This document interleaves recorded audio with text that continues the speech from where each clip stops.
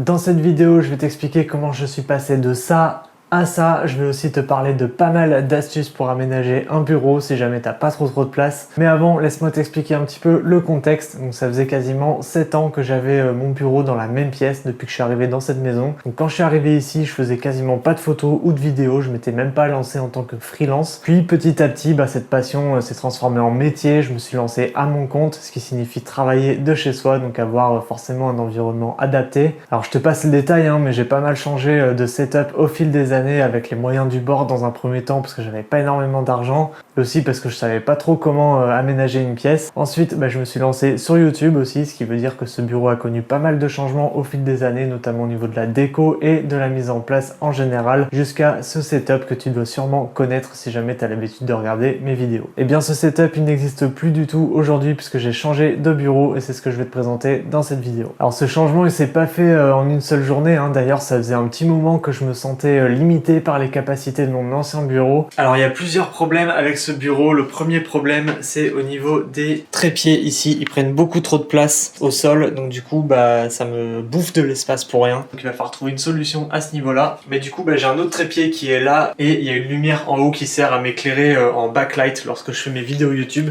Donc ces deux trépieds là, ils me dérangent énormément, ils prennent beaucoup de place au sol. Alors peut-être un petit peu moins celui-là que l'autre, mais l'autre il me prend beaucoup de place au sol, donc ça c'est un premier problème. Ensuite, deuxième problème et pas des moindres, j'ai une pièce qui est toute en longueur, comme tu peux le voir, elle est pas large, mais elle est quand même assez longue. Mais le problème de ça, c'est que je suis vite limité en termes de profondeur pour mes décors YouTube. J'ai un premier souci, c'est que je peux pas me servir de cette profondeur parce que j'ai une fenêtre qui est là. Et deuxième problème, je peux pas me servir de cette profondeur parce que j'ai une porte qui est là et une armoire, c'est très moche et j'ai pas trop envie de les décorer. Et encore un autre souci, c'est que mon bureau qui est là, c'est un bureau qui est fixe, je ne peux pas le bouger à cause des trépieds et des enceintes de monitoring qui sont juste à côté également, qui me prennent énormément de place. Donc j'ai pas mal de problématiques en ce moment qu'il faut que je prenne le temps de résoudre. Et depuis pas mal de temps, la manière que j'ai trouvé de filmer mes vidéos, c'est la suivante, c'est de mettre mes deux écrans ici, là et là, un petit peu inclinés, et de mettre ma caméra au milieu pour filmer le décor que tu vois souvent dans mes vidéos. Mais le problème, c'est que ça me demande un temps d'installation et de désinstallation lorsque j'ai fini. Tu peux pas imaginer à quel point c'est long. Donc c'est vraiment très contraignant. Le but de tout ça maintenant, c'est d'essayer de se faire un setup fixe qui ne bouge pas, qui est entièrement dédié à YouTube.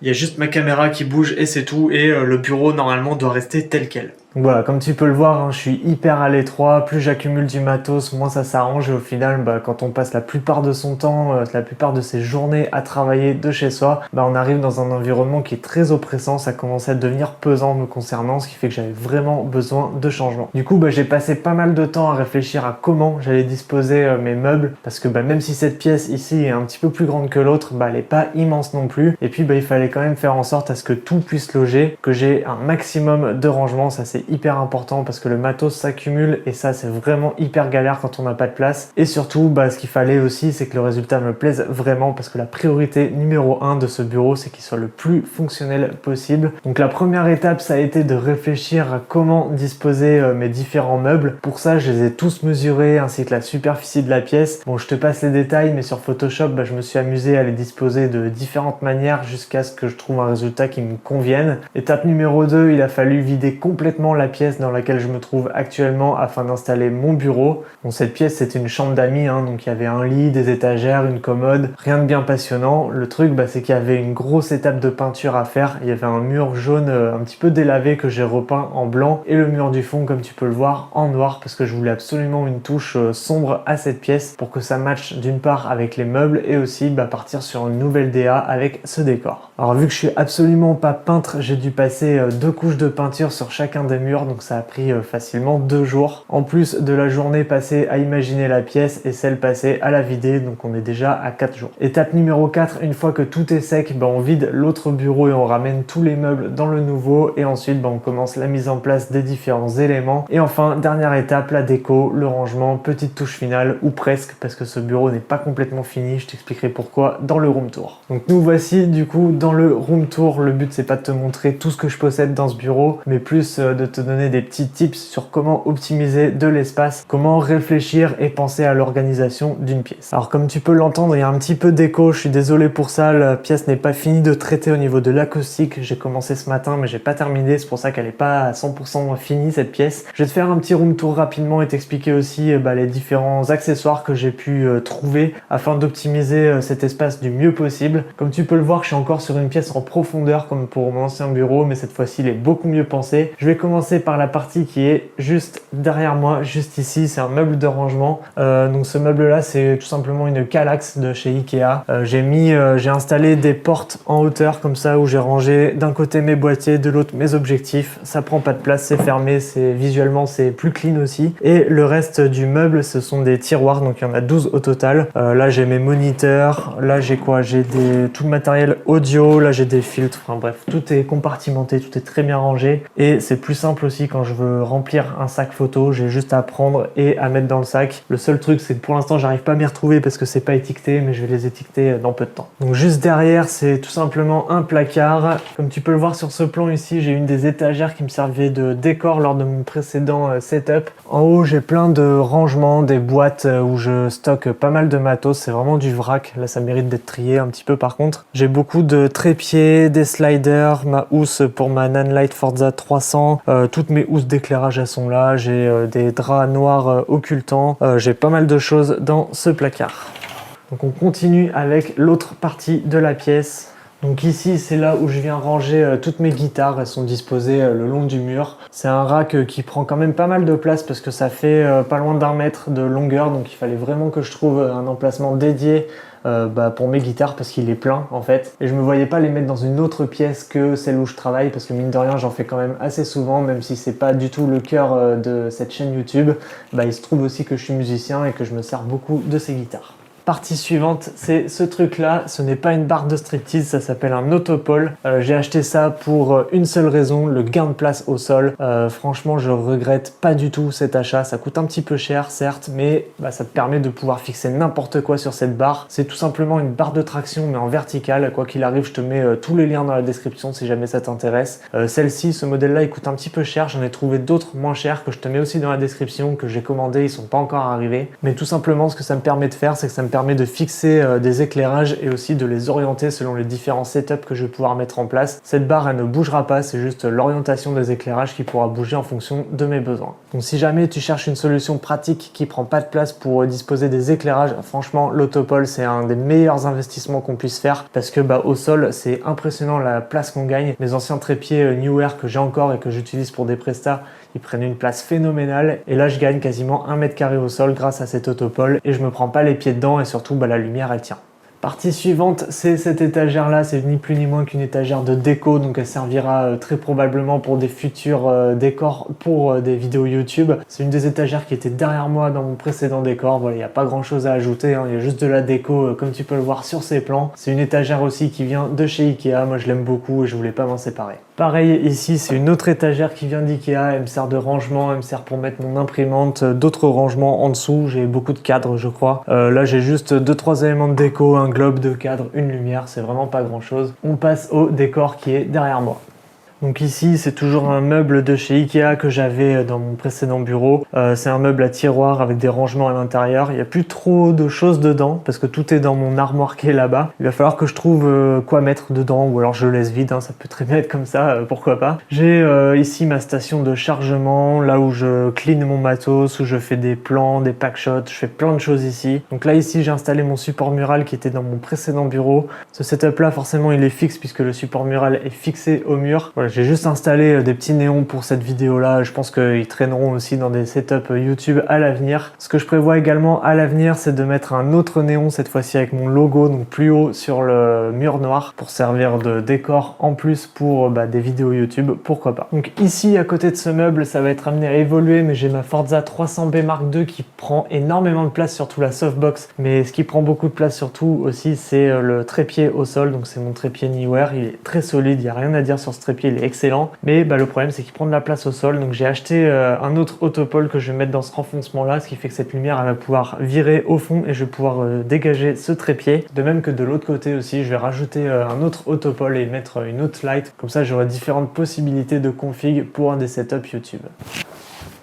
Et hop là, je sais pas si tu l'as remarqué, mais mon bureau il a changé de place. J'ai installé des roulettes en fait, ce qui fait que mon bureau est amovible. Je peux le mettre à la fois dans le sens de la longueur de la pièce, mais aussi dans le sens de la largeur pour encore plus de possibilités de setup. Comme il s'agit d'un bureau assis debout, je peux me trouver dans des configurations comme celle-ci, debout. Donc là la caméra elle est pas pile centrée, enfin voilà, c'est pas le décor on va dire optimal, mais ça donne des idées par exemple pour faire des tutos. Je peux me mettre comme ça, expliquer un petit peu ce que je vois sur mon écran. D'ailleurs, j'ai un des écrans qui est mis en position verticale et l'autre en mode horizontal. Alors la raison à ça, il y en a plusieurs, mais la première c'est que je fais souvent mes montages sur l'écran de droite qui lui est placé en mode horizontal et l'écran de gauche il me sert beaucoup pour tout ce qui est autre que montage, donc aller sur internet, faire mes scripts de vidéo, faire des retouches photos aussi également. Donc le fait d'avoir un écran en vertical pour de la retouche photo en portrait c'est pas mal aussi. Donc c'est pour ça que je suis parti sur un écran vertical. Et deuxième raison aussi c'est parce que j'ai installé mes enceintes de monitoring sur mon bureau. Avant j'avais des pieds qui me prenaient également pas mal de place. Ces pieds là je m'en suis séparé et du coup j'ai acheté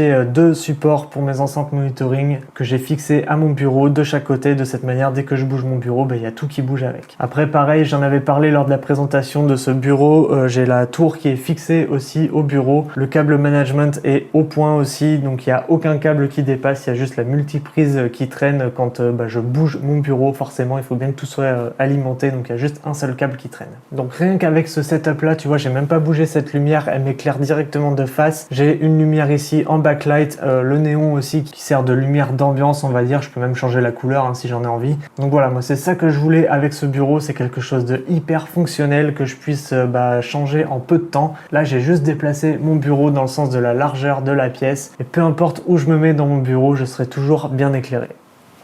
Pourquoi je me retrouve là? On arrive enfin à la pièce maîtresse de ce bureau, ce pourquoi cette vidéo voit le jour enfin aujourd'hui.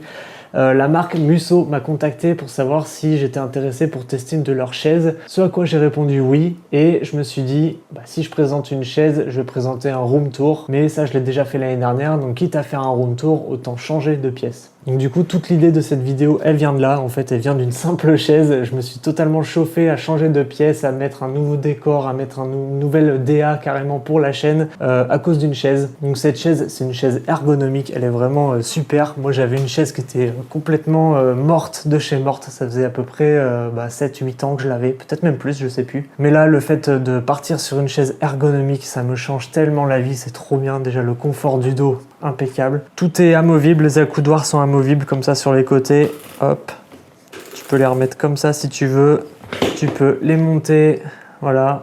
Donc tu vois par exemple moi je remonte souvent celui-ci pour être à la hauteur de ma souris et ainsi ne pas avoir mal du tout au bras. Je suis totalement relâché, totalement reposé. Mon dos est bien droit, il est maintenu aussi par ce système, je sais pas comment ça s'appelle mais je sais que mon dos est bien maintenu. Avant avec mon ancienne chaise j'étais très souvent avachi, je me tenais très mal, j'avais beaucoup mal au dos aussi. Je me mettais dans des positions qui étaient très inconfortables et je restais des heures comme ça. Là je peux rester encore plus de temps parce que je sais que je suis très bien installé grâce à cette chaise. Donc vraiment un grand merci à Musso de m'avoir envoyé ce produit et d'avoir rendu cette vidéo possible.